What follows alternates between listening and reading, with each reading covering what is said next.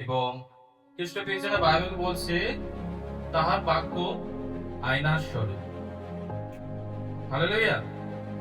আমাদের এই বাইবেলে এই যে বাক্য, এই বাক্য হলো আয়নার স্বরূপ, যা আমাদের সে পাপময় চেহারাকে দেখিয়ে দেয়। খ্রিস্ট পেয়েছেন আমরা যখন কোন বাক্য আমরা শুনছি, বাক্য আমরা যখন পাঁচটা পড়বে বিশ্বাসী যে যখন বাক্য বলছে, আমরা সেই বাক্যটাকে আমরা এরকম ভাবে ভাবতে পারি যে ঈশ্বর তার মুখ থেকে তিনি বলছে। খ্রিস্ট পেয়েছেন হালেলুয়া।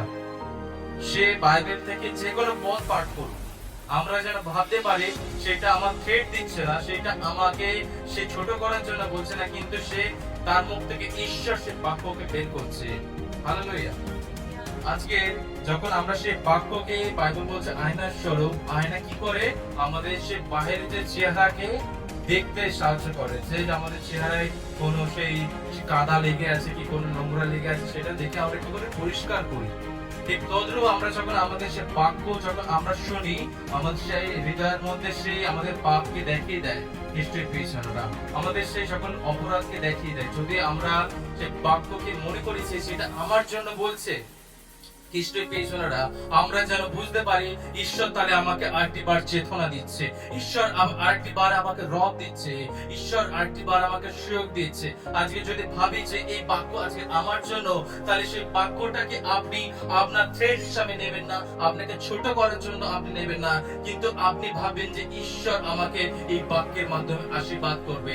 আজকে ঈশ্বর সে বাক্যকে যে তৈল স্বরূপ বলছে, কেউ যদি সেই তেলটাকে সেই ঘরের মধ্যে ফেলে থাকে সেটা কোনো কাজে দেবে না, কিন্তু সেই তেলটাকে, ঈশ্বরের তেলটাকে যদি সে মাথায় সেই মেখে নেয়, তাহলে ঈশ্বর তাকে সেই অভিষিক্ত করবে। Hallelujah, hallelujah.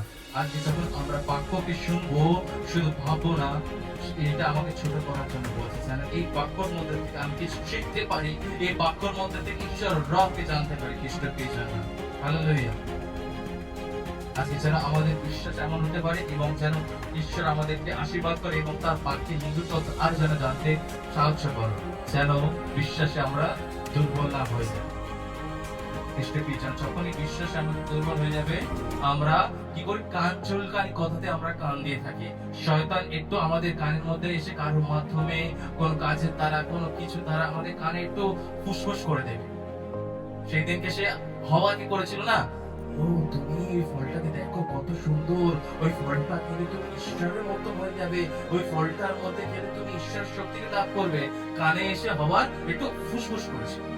আজকে অনেক জনের মাধ্যমে, অনেক কাজের মাধ্যমে, অনেক কথার মাধ্যমে আজকে শয়তান এরকমই বিশ্বাসীদের মধ্যে একটু ফুসফুস করে, যেন আমরা সেই কান চুলকানি কথাতে আমরা কান না দিই, যেন ঈশ্বরের কাছে আমি প্রশ্ন করতে পারি, প্রভু আমি কি আজকে ঠিক আছি? Hallelujah, hallelujah. বাইবেল বলছে যখন আমাদের কোনো প্রশ্ন থাকবে, আমরা যেন ঘরের দরজাকে বন্ধ করে ঈশ্বরের কাছে মাথা নত করে পবিত্র আত্মার সন্নিকটে আমরা যেন ঈশ্বরকে জিজ্ঞাসা করতে পারি, প্রভু এটা কি সঠিক? হালেলুয়া। আজকে শেষ কাল আসবে, শেষ সময় শয়তান অনেক অনেক আপনাদের জীবনে এমন এমন কাজ করবে যার দ্বারা আপনি আপনার বিশ্বাসে দুর্বল হয়ে যাবেন।